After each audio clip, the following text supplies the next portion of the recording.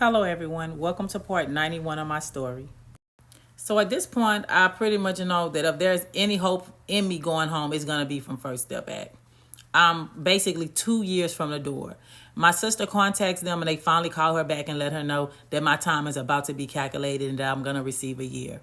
The only thing is, I know I'm going to have to go and meet with my unit team, the lady who does not like me. And I don't know what the mood is going to be around that meeting when we have it.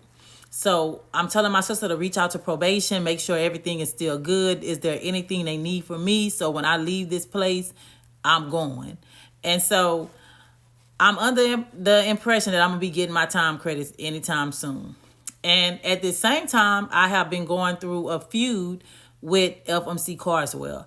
I've written several grievances pertaining to the COVID conditions, the conditions at the camp, the conditions of the structure at the camp, just everything. On my downtime from base, I decided, hey, the time is now. I might as well start writing these multiple letters to everybody. I'm reaching out to my congressmen, my state representatives. I'm reaching out to President Biden. I'm going to share some open letters with you guys sometime here soon. So I remember I filed my first administrative remedy pertaining to me being incarcerated with COVID and the conditions at FMC Carswell and what I had to endure. So the counselor is acting like she's helping me. She's like, oh yeah, so you did your 9. Did you file it to the warden? Of course, I did my 9. You told me to. She said, okay, well, come back and see me. I'm going to help you do your 10. But I don't want her to help me do my 10 because I don't trust her like that. So I get with another lady that's a really good friend of mine that's recently started doing her time at FMC Carswell, and she's really good with legal work. So she typed my stuff up for me on my 10 and everything. And I sent it out, y'all. I literally sent it out. I get my medical records and everything. And when I got my medical records, I was kind of upset because I noticed that the BOP is with a lot of trickery. So I end up getting my medical records from them. And it's clear as day on my medical records. It basically shows that, let me see, because they switched a couple of things up on here. And it's saying on this paper that it's amended. Of course, it's amended. So at this time, I have already officially filed a complaint with the Fort Worth Congressman Mark Vesey about my COVID treatment, and I've helped multiple women also file a complaint against FMC Carswell about writing Congress, local Congress, and their congressmen of their state or legislators in their districts.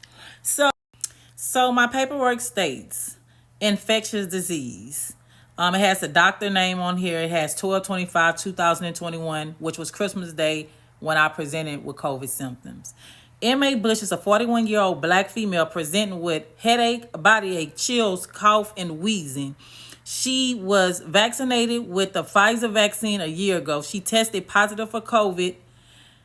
I get my medical records and I see that they have been amended, y'all. And they amended in a way that everything is wrong. So here goes. This is my medical records that they amended. Okay, so I got this for the purpose of sending this to Congress with my complaint. So it now says 34-year-old female. I was not 34, I was 41. Has my name on here, Kalitha Bush. Has the date on here and everything.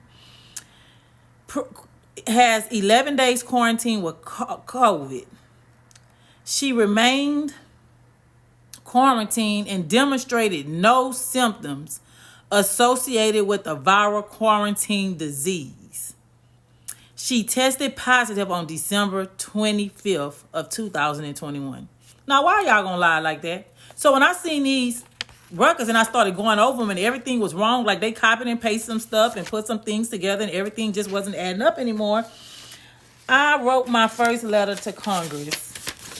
And I didn't just send this letter to Congress when I wrote this letter. I sent this letter out to multiple media outlets, including, y'all, I have so much paperwork from when I was incarcerated till it's not even funny.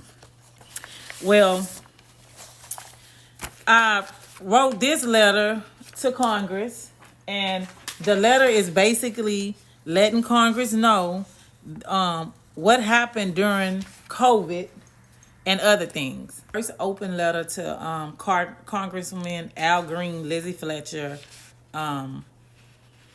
Sheila Jackson Lee, Rebecca Robinson with the ACLU, Mark Veazey, Fort Worth Congressman, Kim Kardashian, Val Jones, and Christy Thompson with the Marshall Project.